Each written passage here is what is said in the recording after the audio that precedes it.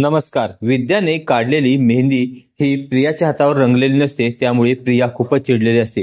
प्रिया रागारागात विद्याला खाली बोलवते आणि म्हणते, विद्या काय केलंस हे तू?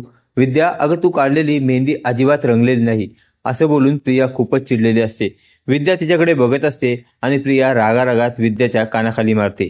त्यावेळी सगळेच तिथे असतात. सगळेच जण प्रियाकडे बघत बसतात. प्रिया नक्की काय करते? त्यानंतर प्रिया म्हणते, तुला कळत नाही का ग, मेहंदी व्यवस्थित काढायची? कोणी त्या सायलीने सांगितलं का तुला असं करायला? त्यावर विद्या म्हणते, कशाला सायली सांगेल? सायलीचा आणि माझा काय संबंध? त्यावर शहरातील सर्वच म्हणतात, अगं प्रिया, काही काही लोकांची मेहंदी नाही रंगत. त्यानंतर विद्या म्हणते, हो खरं आहे, काही लोकांची मेहंदी नाही रंगत, त्यात माझा काय दोष? त्यानंतर प्रिया म्हणते, असं नाही चालणार. विद्याच्या हातातील पैसे खेचून घेते आणि म्हणते, जा इथना, तुला आता पैसे सुद्धा भेटणार नाहीत. त्यावेळी रविराज म्हणतो, असं कसं करतेस तन्वी? बाळा त्याचे पैसे दे. त्यावर तन्वी म्हणते, नाही नाही देणार पैसे मी तिला. बाबा अहो तिला पैसे कसे देणार मी? त्यावर रविराज म्हणतो, दे पैसे बोललो ना तुला तिला. त्यावेळी प्रिया म्हणते, नाही देणार. त्यानंतर तो म्हणतो, अगं दे पैसे. ती म्हणते, नाही देणार बाबा, काय करणार तुम्ही?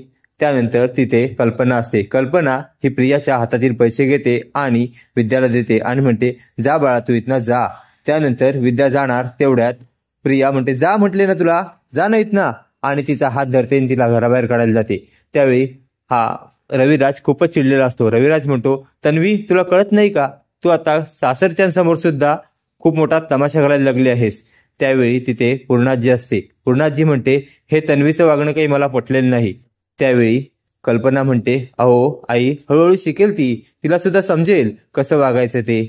आता प्रियाचं वागणं हे पूर्णाजीला नक्कीच पटलेलं नाही. असेच मालिकेचे नवनवीन अपडेट पाहण्यासाठी व्हिडिओला लाईक आणि चॅनलला सबस्क्राईब करायला विसरू नका. थँक्यू.